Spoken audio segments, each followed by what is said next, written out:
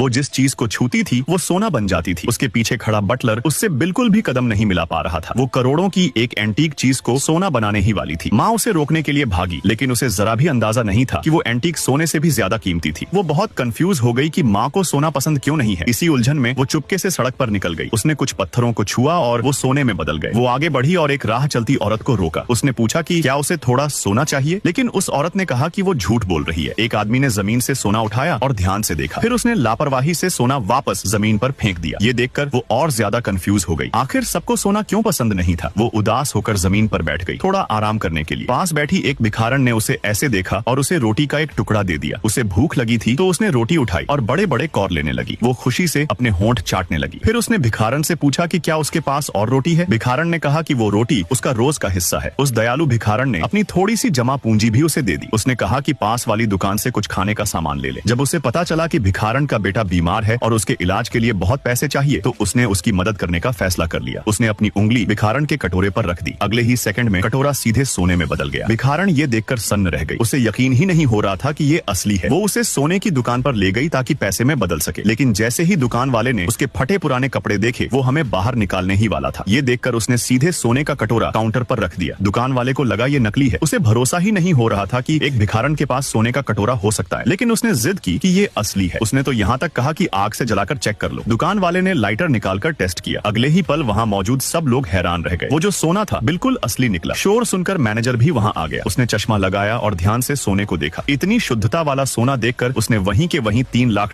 की कीमत लगा दी। भिखारन खुशी से रोने जैसी हो गई। अब उसके पास अपने बेटे के इलाज के पैसे थे। वो वहाँ से चुपचाप निकल गई। किसी की मदद कर पाने की खुशी उसे अंदर से बहुत सुकून दे रही थी। वो फिर से सड़क पर चलने लगी, ऐसे लोगों की तलाश में जिन्हें सच में मदद की जरूरत।